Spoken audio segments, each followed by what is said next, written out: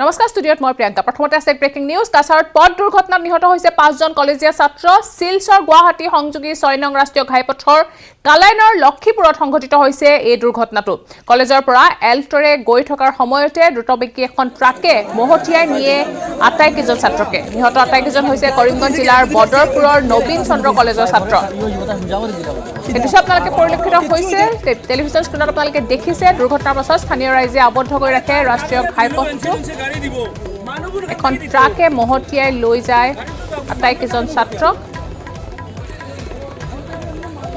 কাছাৰত সংঘটিত হৈছে পথ দুৰ্ঘটনা নিহত হৈছে 5 জন কলেজীয়া ছাত্ৰ শিলচৰ গুৱাহাটী সংযোগী 6 নং ৰাষ্ট্ৰীয় ঘাইপথত কালাইনৰ লক্ষীপুৰত সংঘটিত হৈছে এই দুৰ্ঘটনাটো কলেজৰ পৰা এখন এল্টৰে গৈ থকাৰ সময়তে দুৰ্ঘটনাটো সংঘটিত হয় এখন দ্ৰুতবেগী ট্ৰাকে মহতিয়াই লৈ যায় আটাইকেইজন ছাত্ৰকে নিহত হৈছে আটাইকেইজন কৰিমগঞ্জ জিলাৰ বদৰপুৰৰ নবীন চন্দ্ৰ কলেজৰ ছাত্ৰ আজকের একটা মর্মান্তিক দুর্ঘটনা এখানে মধ্যে 5 জন এরা কারা আপনারা আইডেন্টিফাই করতে পারছেন এখনো করতে পারছি না পুলিশ প্রশাসন তবে এটা এনসি কলেজের স্টুডেন্ট কলেজের আমি ড্রেস আছে সবাই এনসি কলেজের স্টুডেন্ট আমি আহ্বান করব যে খুব তাড়াতাড়ি সোমবারে আমরা করছি আজকে যেহেতু বুধবার খুব তাড়াতাড়ি 2-1 দিনের ভিতরে যাতে এটা ইমপ্লিমেন্টেশন হয়ে যায় এটা লাগি আমার বিশেষ অনুরোধ সার্কেল অফিসার এবং হাটিগড়া থানার ওসির কাছে অৱশেষত আহিলহে ঐতিহাসিক খণ্টো বিশ্বই লাভ কৰিলে অতিমাৰী কৰোনাৰ প্ৰতিষেধক কোট কোনে উদ্ভাৱন কৰিলে কৰোনা প্ৰতিষেধক ভাৰতলৈ আহিবনে ফাইজাৰ প্ৰতিষেধক চাওক এই বিশেষ ৰিপৰ্ট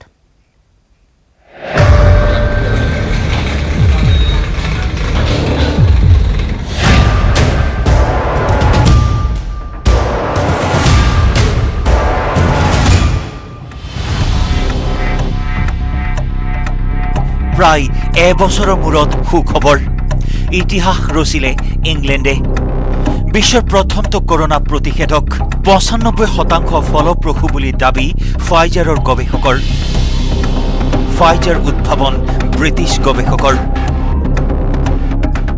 বিশ্বৰ শ বিজ্ঞানী গৱেষকে গৱেষণা কৰি থকাৰ সময়তে বুধবাৰে ইংলেণ্ডৰ ফাইজাৰ বায়োটেকে উদ্ভাৱন কৰা কৰোনা প্ৰতিষেধক ফলপ্ৰসূ হোৱা বুলি স্বীকৃতি প্ৰদান কৰে ব্ৰিটেইনৰ medicine and health care regulatory agency চমুকৈ MHRA প্ৰদান কৰে এই স্বীকৃতি ফাইজাৰ প্ৰতিষেধক লাভ নকৰে ভাৰতে সহি কৰা নাছিল বিক্ৰয় চুক্তিত হয় ভাৰতে লাভ নকৰে ফাইজাৰ প্ৰতিষেধক প্ৰকাশিত তথ্য অনুসৰি আমেৰিকা জাৰ্মানীকে ধৰি কেইবাখনো ৰাষ্ট্ৰই পূৰ্বতেই ফাইজাৰ বায়োটেকৰ সৈতে বিক্ৰয় চুক্তিত সহি কৰিছিল সেইবাবে এই প্ৰতিষেধক লাভ কৰিব আমেৰিকা জাৰ্মান প্ৰভৃতিৰ দেশকেইখনে অৱশেষত ভাৰতকে ধৰি মাৰ্কিন যুক্তৰাষ্ট্ৰ আৰু জাৰ্মানীৰ গৱেষকসকলেও পৃথকে চলোৱা গৱেষণাৰ ফলশ্ৰুতিত কৰোনা প্ৰতিষেধক উদ্ভাৱন হোৱাৰ সম্ভাৱনাও প্ৰকট হৈ পৰিছে অদূৰ ভৱিষ্যতে হয়তো ভাৰততো ফাইজাৰ প্ৰভৃতিৰ কোনো প্ৰতিষেধক উদ্ভাৱন হ'ব অথবা বহিৰাষ্ট্ৰৰ পৰা আমদানি কৰিব পৰা যাব কৰোনা প্ৰতিষেধক news desk report news 18 Assam north east কৃষি কৰ্মৰে স্বাৱলম্বনৰ নিৰ্দেশ আদৰ্শ দেখুৱাইছে মৰাণৰ কেইজনমান যুৱকে কৃষি কৰ্মৰে উপাৰ্জন কৰিছে ধন পোহপাল দিছে নিজৰ পৰিয়ালকো ডিব্ৰুগড় জিলাৰ টিংখং সমষ্টিৰ জৰিগুৰি বৰবামত সূচনা হৈছে কৃষি বিপ্লৱ বিধায়ক বিমল বৰাৰ উদ্যোগত গঢ়ি উঠা দিহিংচাং বহুমুখী প্ৰকল্পৰ জৰিয়তে অঞ্চলটোৰ প্ৰায় 140 গৰাকী কৃষক নিয়োজিত হৈছে কৃষি কৰ্মত বিধায়কগৰাকীয়ে নিজাববীয়াকৈ কৃষকসকলৰ মাটি চহাই দিয়াৰ লগতে বিনামূলীয়াকৈ কৃষি বীজো যোগান ধৰিছে আনহাতে কৃষকৰ পৰা ৰূপায়ণ কৰা বিভিন্ন আঁচনিও কৃষকসকলে সহজতে পোৱাৰ সুবিধা কৰি দিছে অঞ্চলটোৰ খেতিপথাৰত এতিয়া লহপহকৈ বাঢ়িছে আলু কবি বেঙেনা মটৰ বিলাহী লাই মূলা ইত্যাদি বিগত বছৰসমূহত ধাৰ ঋণ লৈ কৃষি কৰ্ম কৰা খেতিয়কসকল এইবাৰ ধাৰ ঋণ নোলোৱাকৈয়ে খেতি কৰিবলৈ সক্ষম হৈছে উল্লেখযোগ্য যে টিংখং সমষ্টিত মুঠ 3টা এনে প্ৰকল্প আছে প্ৰতিটো প্ৰকল্পতে 140 গৰাকীকৈ কৃষক জড়িত হৈ আছে কৃষকসকলক সকাহ দিয়াৰ উদ্দেশ্যৰে বিধায়কগৰাকীয়ে গ্ৰহণ কৰা এনে প্ৰচেষ্টাৰ শলাগ লৈছে সকলোৱে বিধায়ক মহোদয়ে যিখিনি সহায় সহযোগিতা আগবঢ়ালে সেইকাৰণে মানুহবোৰে আৰু ময়ো পাইছোঁ সকাহ তাৰ পৰা যিটো নেকি আমাৰ ইয়াত নিবনুৱা অৱস্থা হৈছিলে আগতে সেইবোৰ মানে দূৰ হৈছে ইয়াততো এনেকেতো ক'ব গ'লে মানে খেতিয়ক হিচাপে 140 জনমান হ'ব লাগে হয় লকডাউনৰ পিছত এনেদৰে কৃষি কৰ্মত নামি পৰিছে একাংশ উদ্যমী যুৱক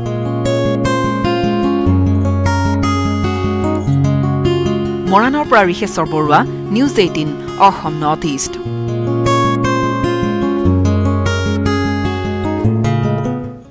নিৰ্বাচন আহিলেই ৰূপ সলায় মন্ত্ৰী হিমন্তই কেতিয়াবা যদি নৃত্য কেতিয়াবা আকৌ হাঁহিৰে চমক দেখুৱায় মন্ত্ৰীগৰাকীয়ে ভোটৰ অংকতে নানা অৱতাৰ লয় মন্ত্ৰীগৰাকীয়ে এতিয়া অমিতাভ বচ্চন ধৰ্মেন্দ্ৰক চাই আছে এতিয়াতো নতুন চিনেমা এক্টৰ ওলাই গ'ল হয় নহয় গতিকে পুৰণা কথা মনত পেলাই কি লাভ আছে এতিয়া নিৰ্বাচন আহিছে ৰূপ লয় সলাইছে হিমন্ত বিশ্বই নৃত্য হাঁহি সেলফি বাহুবলী ভোটৰ অংক হিমন্তৰ স্বপ্ন মানুহ এজনী হিমন্ত বিশ্ব শৰ্মা নিৰ্বাচন আহিলে এইজন হিমন্ত বিশ্বই সলাই ৰূপ সলনি হয় দেহ ভংগীমা এজন গুৰুত্বপূৰ্ণ মন্ত্ৰী হিচাপে ভোটৰ স্বপ্ন তেওঁ পাহৰি যায় নিজৰ পদমৰ্যাদা যিখিনি নকৰিলেও চলে সেইখিনিকে কৰি হিমন্তই বহুতক দিয়ে সস্তীয়া ৰস বহুতক দিয়ে হাঁহিৰ খুৰা 2016 নিৰ্বাচনত এইজন হিমন্ত বিশ্ব বাটে ঘাটে নৃত্য চাৰিওফালে সমৰ্থক লৈ হিমন্তৰ এই অদ্ভুত নৃত্য হাত এৰি গেৰুৱা বখন পিন্ধিয়ে ভোটৰ অংকত হিমন্ত বিশ্বৰ উদ্যম নৃত্য 2016 নিৰ্বাচনত নতুন ৰূপত দেখিলে এইজন হিমন্ত বিশ্ব বিগত লোকসভা নিৰ্বাচনতো নৃত্যৰে চমক দিছিল হিমন্ত বিশ্বই এইবাৰ বিটিসি নিৰ্বাচন 4খন জিলাৰ নিৰ্বাচন যদিও দেহে কেহে নামিছে মন্ত্ৰী হিমন্ত এইবাৰ হিমন্ত বিশ্বৰ নিতৌ নতুন ৰূপ এয়া চাওক হিমন্ত বিশ্বৰ মুখৰ হাঁহি কোনোবাই হাঁহিব কৈছে মন্ত্ৰী ডাঙৰীয়াই হাঁহিছে স্যাৰ এবাৰ হাই দিয়ক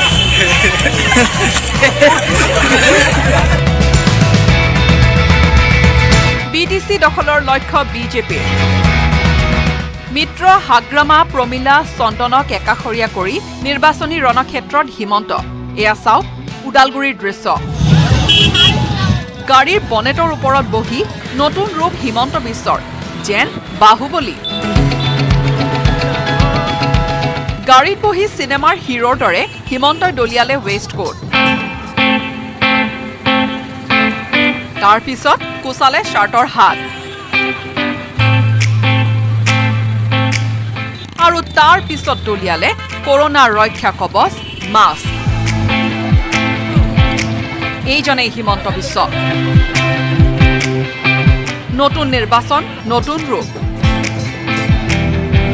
এই ৰূপ দেখি উল্লাসিত হয় এছাম কৰ্মী সমৰ্থক নানা ৰূপ নানা কৌশলত হিমন্ত সফল হয় জনতা জনাৰ্দন সেই একেই থাকে news desk report news 18 Assam north east আৰু আসান্ত জয়পুৰৰ OCSৰ পৰা দুলিয়াজান সংযোগী অইলৰ পাইপত অগ্নিকাণ্ড সংঘটিত হৈছে জুইত জাহ গৈছে শ শ কৃষিভূমি পাইপ ফুটি খাৰুৱা তেলেৰে ভৰি আছিল জয়পুৰ নগাপথাৰ ঘটনাস্থলীত উপস্থিত অগ্নি নিৰ্বাপক বাহিনী অইলৰ গাফিলতিৰ বাবে সংঘটিত হৈছে এই ঘটনা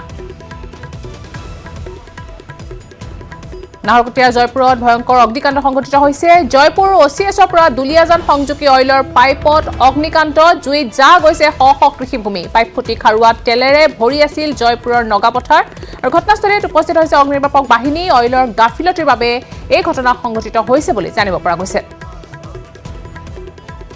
পাইপ ফাটিলে আজি ইমান দিনৰ পৰা আমি কৈ আছোঁ আজি 2 মাহ দিনৰ আগৰ পৰা পাইপ ফাটিলে ইয়াত তেল আহিলে গোটেই পথাৰ 70-80 বিঘা পথাৰত তেল পৰি আছে কইলে একো সফা একো কৰাই নাই এতিয়ালৈকে আমি খেতিবন বিচাৰি যোৱাৰ পাছতো খেতিবন পোৱা নাই কইলে প্ৰতিশ্ৰুতি দিয়ে আজি দিম কালি দিম একো কৰাই নাই এতিয়ালৈকে আজি জুই কেনেকৈ লাগিলে জুইটো এতিয়া কেনেকৈ লাগিলে গম নাপাওঁ কিমান মাটি জ্বলিলে মাটি 20 বিঘামান জ্বলিছে কি বিচাৰে আপোনালোকে খেতিপূৰণটোতো এতিয়া দিব লাগে। ধৰক এতিয়া আমাৰ গোটেই বছৰ দিনৰ কথা আছে, নহ'লে আমি খাম কি? ৰাজ্যৰ বিভিন্ন প্ৰান্তত হাতী মানুহৰ সংঘাতৰ বিপৰীতে কাজিৰঙাত হাতী মানুহৰ বন্ধুত্বৰ এক মনোৰম ছবি। কাজিৰঙাৰ হস্তী বাহিনীক নিয়ন্ত্ৰণৰ বাবে প্ৰতিটো হাতীৰ লগত থাকে মাউতৰ লগতে একোজন ঘাচী। পুৱাৰে পৰা নিশালৈকে হাতীৰ পৰিচৰ্যাৰ মাজত থকা মাউত আৰু ঘাচীৰ মাজত গঢ় লৈ উঠা মধুৰ সম্পৰ্কৰ দৃশ্যই এতিয়া আকৰ্ষিত কৰিছে সকলোকে।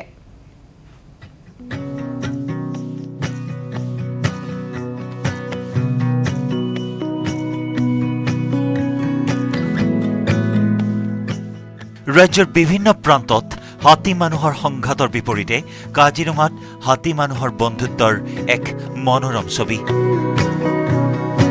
সম্প্ৰতি ভয়াৱহ ৰূপ ধাৰণ কৰিছে হাতী মানুহৰ সংঘাতে।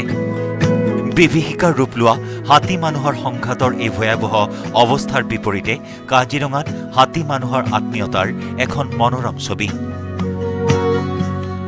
কাজিৰঙা ৰাষ্ট্ৰীয় উদ্যানৰ নিৰাপত্তাৰ বাবে বন বিভাগৰ আছে প্ৰায় 65টা হাতীৰ এক বিশাল হস্তী বাহিনী। ইয়াৰে একাংশই পৰ্যটকক চাফাৰী কৰে ৰাষ্ট্ৰীয় উদ্যানত। হস্তী বাহিনীক নিয়ন্ত্ৰণৰ বাবে প্ৰতিটো হাতীৰ লগত থাকে মাউত, লগতে একোজন ঘাচী। পুৱাৰ পৰা নিশালৈকে হাতীৰ পৰিচৰ্যাৰ মাজত থকা মাউত আৰু ঘাচীৰ মাজত গঢ় লৈ উঠা মধুৰ সম্পৰ্কৰ দৃষ্টিনন্দন দৃশ্যই আকৰ্ষিত কৰিব সকলোকে। হাতীক লৈ পুৱাৰে পৰা ব্যস্ততা মাউত ঘাচীৰ। পুৱা যাৱতীয় কাম কাজৰ অন্তত নিৰাপদ স্থানত চৰিবলৈ দি সন্ধিয়া গা ধুৱাই খাদ্য যোগান দিয়াৰে পৰা হাতীক গৰম পানীৰ সেক দি তেল সনালৈকে বন বিভাগৰ এইসকল লোকে কৰি যোৱা কামে হাতী আৰু মানুহৰ এক নিবিড় সম্পৰ্ক গঢ় দিয়ে। কাজিৰঙাৰ পৰা বিতুপন বৰাৰ report, news 18 Assam north east. কাইলৈ প্ৰাক্তন মুখ্যমন্ত্ৰী তৰুণ গগৈৰ আদ্য শ্ৰাদ্ধ। এই উপলক্ষে গগৈ চৰকাৰী আৱাস গৃহত আয়োজন কৰা হৈছে আদ্য শ্ৰাদ্ধৰ বগা কাপোৰ আৰু চকীৰে সজোৱা হৈছে আদ্য শ্ৰাদ্ধস্থলী। মিনিষ্টাৰ কলনীৰ সন্মুখত অস্থায়ীভাৱে নিৰ্মাণ কৰা হৈছে বৃহৎ প্ৰেক্ষাগৃহ, য'ত একেলগে বহিব পাৰিব 300 লোকে। লগতে অস্থায়ীভাৱে নিৰ্মাণ কৰা ভোজনালয়ত একেলগে খাব পাৰিব 340 জন লোকে।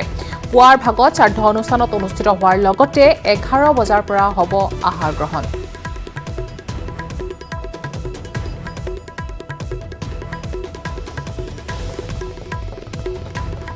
আমি কফি খাওঁ, কফি খাই ভাল পাওঁ, কিন্তু এই কফিৰ বিষয়ে আমি বাৰু কিমান জানো? দুধনৈত আছে এখন বিশেষ গাঁও, য'ত গাঁওবাসীৰ উপাৰ্জনৰ পথ হৈছে একমাত্ৰ কফি খেতি। কিন্তু উচিত মূল্যৰ পৰা বঞ্চিত হৈছে খেতিয়কসকল। এতিয়া হতাশাত ভুগি কৃষকে কাটিছে কফিৰ গছ।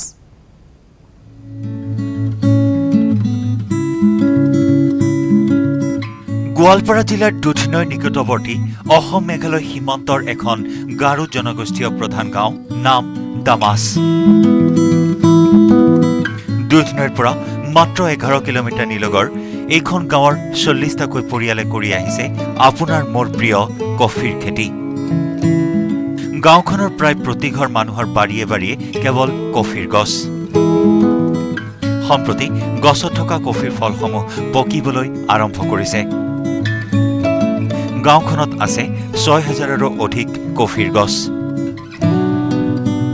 প্ৰায় 13 বছৰ আগৰ পৰাই গাঁওখনৰ লোকসকলে কৰি আহিছে কফি খেতি। কিন্তু পৰিতাপৰ কথা, অসম আৰু মেঘালয়ৰ বাবে অৰ্থনৈতিকভাৱে যথেষ্ট সম্ভাৱনা থকা এই কফিৰ খেতিয়কসকলে নাপায় উচিত মূল্য আৰু উৎপাদিত কফি বিক্ৰী কৰিবলৈ নাই এখন উপযুক্ত বজাৰ, যাৰ বাবে হতাশাত ভুগিছে এই কৃষকসকল। পাৰ কিলো 80 টকাৰ ওপৰত নাপায়। আমাৰ ইয়াতে বেপাৰী নাই, নহ'লেতো আমি অলপ ৰেটটা বেছি পালে আমাৰ অলপ প্ৰফিট হ'ল হয়। বৰ্তমান বেপাৰী নাথাকাৰ কাৰণে আমি নিজে লৈ যাব লাগে। 100 কিলোমিটাৰ বেছি দূৰ আছে থুৰাত লৈ যাবলৈ। গভৰ্ণমেণ্টকে ৰিকুৱেষ্ট কৰিছে কি ইমান কফি গছ লগালেও আমাৰ একো প্ৰফিট নাই, কিবা এটা এনেকুৱা এগ্ৰিকালচাৰ থ্ৰু ইয়াত কিবা কৰি দিলে মানে ব্যৱস্থা কৰিলে মানে ভাল হ'ব, ভাল হয়। সম্প্ৰতি উপায়ন্তৰ হৈ কৃষকসকলে নষ্ট কৰিছে বহু কফিৰ গছ। কৃষকসকলে কেঁচা অৱস্থাত প্ৰতি কিলোগ্ৰাম কফি মাত্ৰ 30 টকাত আৰু শুকোৱাৰ পিছত 70 টকাত দিবলগীয়া হৈছে। এই গাঁওখন সীমান্তত হোৱাৰ বাবেই অসম আৰু মেঘালয় দুয়োখন চৰকাৰৰ কৃষকক উপকৃত কৰিব পৰা কোনো আঁচনিয়েই ঢুকি পোৱা নাই, যাৰ বাবে হাহাকাৰ কৰিবলগীয়া হৈছে কফি খেতিয়কসকল। এখন উপযুক্ত বজাৰ লাভ কৰিলে খেতিয়কসকলৰ লগতে অসম তথা চুবুৰীয়া ৰাজ্য মেঘালয়তো গঢ় লৈ উঠিব এখন সুন্দৰ কফিৰ বজাৰ। প্ৰচুৰ সম্ভাৱনা থাকিও এতিয়া পিছ হুহুকি থাকিবলগীয়া হৈছে এইসকল কফি খেতিয়ক। দুধনৈৰ পৰা অৰূপ নাথৰ report, news 18 Assam north east. Tinsukia জিলাৰ ডিব্ৰু-চৈখোৱাৰ পাছতে দ্বিতীয় পৰ্যটনথলীৰূপে জিলিকি উঠিছে ডিগবৈৰ নাজিৰাটিং। প্ৰকৃতিৰ মনোৰম ৰূপ চাবলৈ অঞ্চলটোলৈ সোঁত বৈছে দূৰ দূৰণিৰ পৰা অহা পৰ্যটকৰ। ইতিহাস প্ৰসিদ্ধ তৈলনগৰী ডিগবৈত নাজিৰাটিং বনভোজস্থলী এতিয়া পৰিণত হ'ব পৰ্যটকৰ বাবে এক সুন্দৰ আকৰ্ষণীয় পৰ্যটনস্থলীৰূপে। ডিগবৈ নাজিৰাটিং তামুলী বনগাঁৱৰ লগতে লাগি থকা এই পৰ্যটকস্থলীখন চাৰিওফালে সুন্দৰ মনোমোহা প্ৰাকৃতিক সৌন্দৰ্যৰে ভৰপূৰ। অহা 2021 বৰ্ষৰ নতুন বছৰৰ 1 তাৰিখৰ পৰা প্ৰায় 3 দিনীয়া কাৰ্যসূচীৰে নাজিৰাটিঙৰ পৰ্যটকস্থলীত পৰ্যটন মেলাৰ অনুষ্ঠিত হ'ব। ইতিমধ্যে পৰ্যটকস্থলীত দুটাকৈ জিৰণি ঘৰো নিৰ্মাণ হৈ আছে। ডিগবৈ বিধায়ক সুৰেন ফুকনৰ প্ৰচেষ্টাত সেই পিছপৰা অঞ্চলটোত এতিয়া বিভিন্ন ঠাইৰ পৰা পৰ্যটকৰ আগমন ঘটিবলৈ ধৰিছে। লগতে মেলাত বিভিন্ন জাতি জনগোষ্ঠীৰ মিলন ভূমিলৈ পৰিণত হৈছেগৈ। মই নিজে চিন্তা চৰ্চা কৰি ইতিমধ্যে 3টা ইয়াত আলহী গৃহ আমি নিৰ্মাণ কৰিলোঁ। তাৰ পাছতে প্ৰায় 80 ফুট ওখ এটা আমি নিৰ্মাণ কৰি আছোঁ ভিউ পইণ্ট। টাৰ্ণিঙত হ'ব, তাৰ পৰাই গোটেই অৰণ্যখন চাব পাৰিব।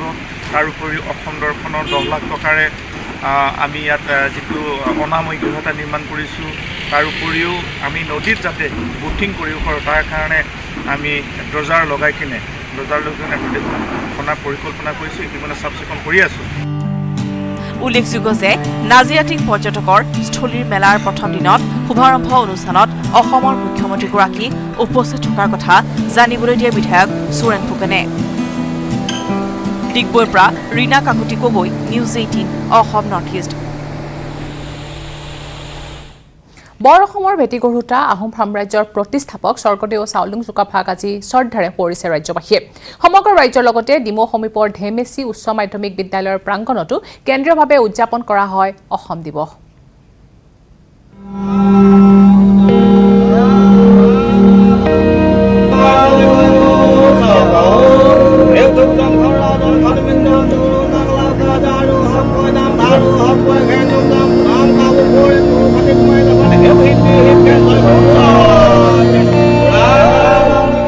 আজি অসম দিৱস। চাওলুং চুকাফাক স্মৰণ ৰাজ্যবাসীৰ। বৰ অসমৰ ভেটি গঢ়োতা আহোম সাম্ৰাজ্যৰ প্ৰতিষ্ঠাপক স্বৰ্গদেউ চাওলুং চুকাফাক আজি শ্ৰদ্ধাৰে সোঁৱৰিছে ৰাজ্যবাসীয়ে। সমগ্ৰ ৰাজ্যৰ লগতে ডিমৌৰ সমীপৰ ধেমেচি উচ্চ মাধ্যমিক বিদ্যালয়ৰ প্ৰাংগণত কেন্দ্ৰীয়ভাৱে উদযাপন কৰা হয় অসম দিৱস। অসম চৰকাৰৰ সাংস্কৃতিক সঞ্চালকালয়ৰ উদ্যোগ আৰু ডিব্ৰুগড় জিলা প্ৰশাসনৰ সহযোগত অনুষ্ঠিত হোৱা অসম দিৱসত অংশগ্ৰহণ কৰে মুখ্যমন্ত্ৰী সৰ্বানন্দ সোণোৱালৰ লগতে বহুকেইজন মন্ত্ৰী বিধায়কে। অসম দিৱসৰ লগত সংগতি ৰাখি মুখ্যমন্ত্ৰীগৰাকীয়ে মৈদাম তৰ্পণ, বান্ফি পূজা আৰু ফুৰালুং পূজাত অংশগ্ৰহণ কৰে। বিশিষ্ট সাহিত্যিক ইয়েছে দৰ্জে থংচিক প্ৰদান কৰা হয় 2020 বৰ্ষৰ চুকাফা বঁটা।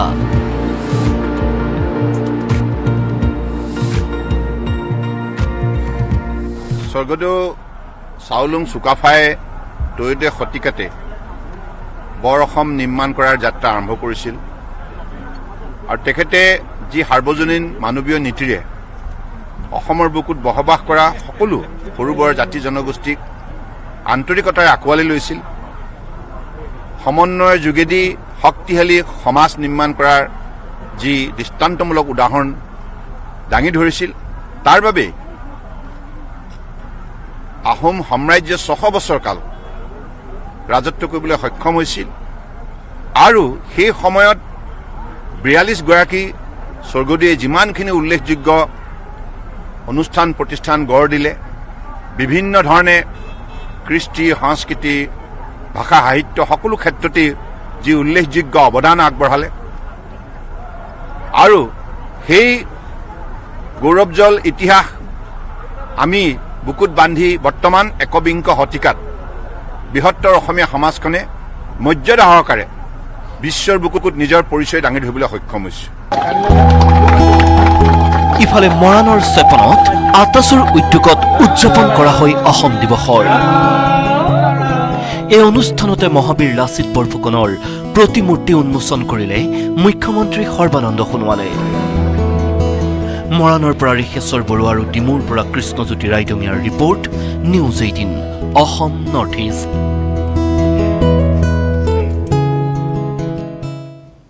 মন্ত্ৰী হিমন্তৰ নেতৃত্বত বড়োভূমিৰ মসনদ দখলৰ যুঁজত নামিছে বিজেপি। ওদালগুৰিত বিশাল বাইক ৰেলীৰে চমক দেখুৱালে মন্ত্ৰী হিমন্ত বিশ্ব শৰ্মাই। পদযাত্ৰাতো অংশ ললে মন্ত্ৰীগৰাকীয়ে। এই প্ৰতিবেদন আগবঢ়াই বিদায় লৈছো এতিয়া বাতৰিৰ পৰা। নমস্কাৰ।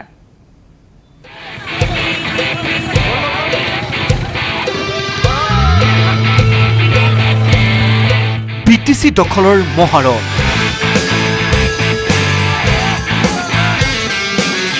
ওদালগুৰিত মন্ত্ৰী হিমন্তৰ চমক। জিপৰ বনেটত উঠি প্ৰচাৰ হিমন্তৰ। 2021 ছেমি ফাইনেল BTCৰ নিৰ্বাচন।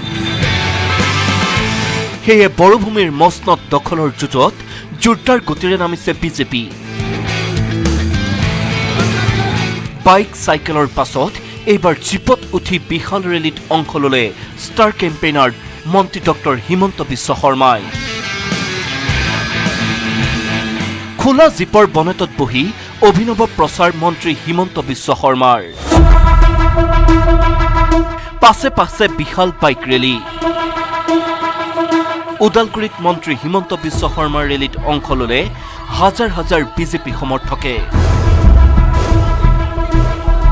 33 নম্বৰ নমফাই চেৰফাং সমষ্টিৰ বিজেপি প্ৰাৰ্থী সঞ্জিত তাঁতীৰ হৈ প্ৰচাৰ চলাই মন্ত্ৰী হিমন্ত বিশ্ব শৰ্মাই। ঘাগৰাত বাইক ৰেলীৰ পৰিৱৰ্তে বেংবাৰীত গণসমাৱেশ আৰু টংলাত বিশাল পদযাত্ৰাৰে নিৰ্বাচনী প্ৰচাৰত অংশগ্ৰহণ কৰে মন্ত্ৰী ডক্টৰ শৰ্মাই। ওদালগুৰিৰ পৰা ৰিপুঞ্জয় নাথৰ report, news 18 Assam north east.